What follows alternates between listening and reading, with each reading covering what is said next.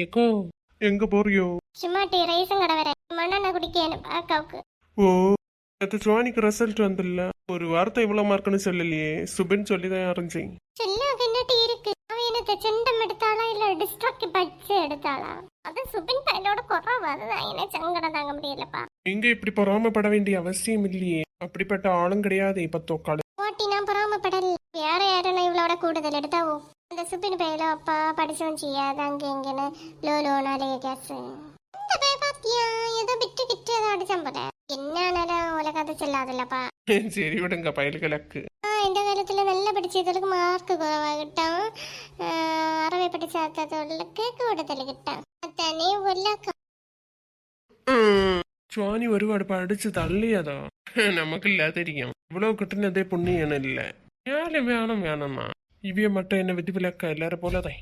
சரி விடுங்க களி. இனி என்னத்து விடுதியோ? நீதான் வள்ளி யோசிச்சலாம். மனசே சரியில்லை கேட்டியா? இதெல்லாம் ரொம்ப ஓவர். மக்களை சுபினு சொல்லடி அம்மா. அப்பா போன் விളിച്ച് கேட்டியா? இல்லை நீ என்ன கோர்ஸில் சேர போறான் எதுவாக இருந்தாலும் பணத்தை பற்றி கவலைப்பட்டேன்ட்டான். நான் எல்லாம் செய்யறான்னு சொல்லிச்சு. சரி என்னத்துல சேர போற சொல்லு. உனக்கு எதுல எங்களுக்கு இன்ட்ரெஸ்ட் உண்டா? நீ வரட்டியம்மா. நானே பாஸ் ஆவனா அப்படின்னு இருந்தது. ஏதோ பையன்கிட்ட வந்திருந்தாண்டு கொள்ளால கிடைச்சு. இன்னும் என்ன கனவு ஆம்பிஷன் எனக்கு இருக்கும். அப்ப யோசிச்சு ஒன்று சொல்லு. நர்சிங் சம்பந்தப்பட்ட போறியா? பிஎஸ்சி நர்சிங் இதெல்லாம் படிச்சா வெளிநாட்டு போன நல்ல லட்சக்கணக்கில் சம்பாதிச்சலாம்.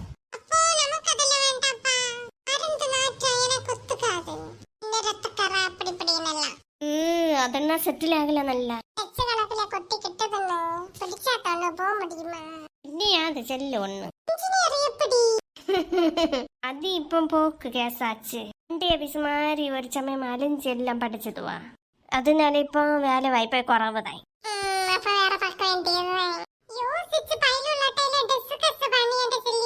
சரியில்ல மக்கா, நல்ல வேலை. இந்த பையில வாழ்க்கையை கேள்விக்குறியாமோ என்னலாமோ நினைச்சோண்டிருந்தேன். மூதாதையார் பண்ண பொண்ணு இனி எப்படிங்கிற தொத்தி எடுத்து வருவேன்னு நம்பிக்கை இருக்கு. ஏம்மா தங்கச்சி பண்ண இனி என்ன திபடிய என்ன மாதிரி காலேஜ் தான் நமக்கு அது சரிப்பட்டு வராதுப்பா, செட் ஆகாது. பிஎட் எல்லாம் படிச்சா தெரியும்ல. அப்ப அந்த சாட்டு நிறைய எழுதானா படம் வர அது இதுனா அப்போ நிறைய இருக்கா, நிறைய சேஞ்ச் கொண்டு போகணுமே. அது இதுனா അല്ലെങ്കിൽ அது இப்போ வேஸ்ட் தான்ட்டு. நிறைய பேர் படிச்சு வேலை வாய்ப்பும் குறவுதான். இந்த இன்ஜினியர் மாதிரி நீ வந்து நர்சிங் சம்மந்தப்பட்டது படி. இந்த சின்ன நர்சிங் பெருசா பைசா செலவில்லை. எத்தனை காலம் ஆனாலும் கூட பக்கத்துல எங்கேயாவது ஹாஸ்பிட்டல்ல வேலையை போகலாம். இல்லை உனக்கு இன்ட்ரெஸ்ட் இருந்தால் பிஎஸ்சி நர்சிங் ஆனாலும் படி. கொஞ்சம் 5-6 லட்சம் ஆகும் அவ்வளோதான். ஆனால் பரிசையில் எழுதி வெளிநாட்டில் போல லட்சக்கணக்கில் சம்பாதிச்சலாம்.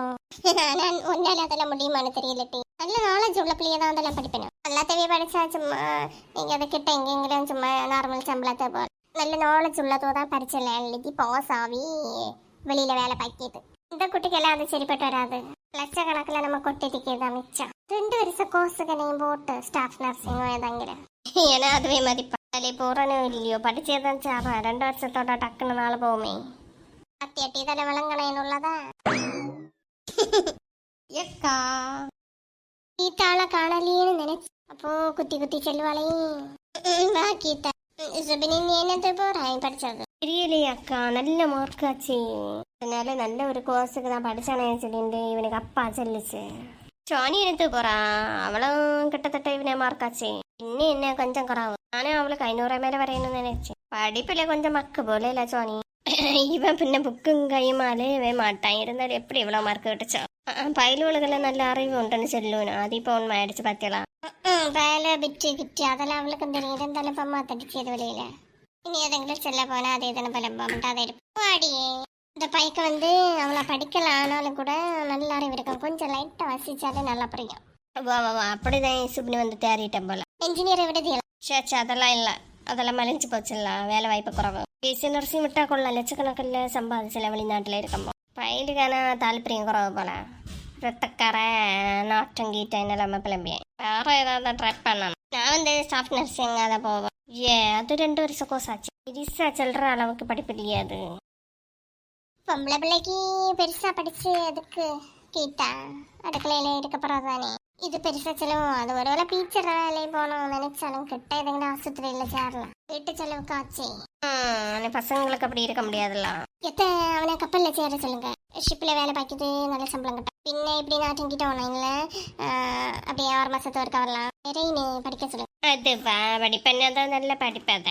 நான் கப்பல் நான் ஆபத்தெல்லாம் உண்டு. அதை பார்த்தா ஒக்குமா கீதா, ஆபத்து வர்றது எங்கே வேணாலும் வர. அதுக்குன்னு நம்ம ஒரு இதில் செயல்படாத இருக்க முடியுமா? நான் மிலிட்ரியில் கூட தான் வேலை பார்க்கணும். எவ்வளவு ஆபத்துண்டு. ஆனாலும் அதையெல்லாம் பார்க்காத சேர்ந்து പിന്നെ ഗവൺമെന്റ് ഉദ്യോഗം എല്ലാം നല്ല എല്ലാവരും ഇരിക്കണം. കടിച്ചു പിടിച്ചുണ്ട്. മാസം തോറും ശമ്പളം വരും. പിന്നെ റിട്ടയർഡ് ആണ് അവർക്കൊക്കെ വരാം. തനക്ക് കുടുംബത്തിന് വേണ്ടി എല്ലാവരും ഇരിപ്പന. அப்படி பார்க்கட்டு.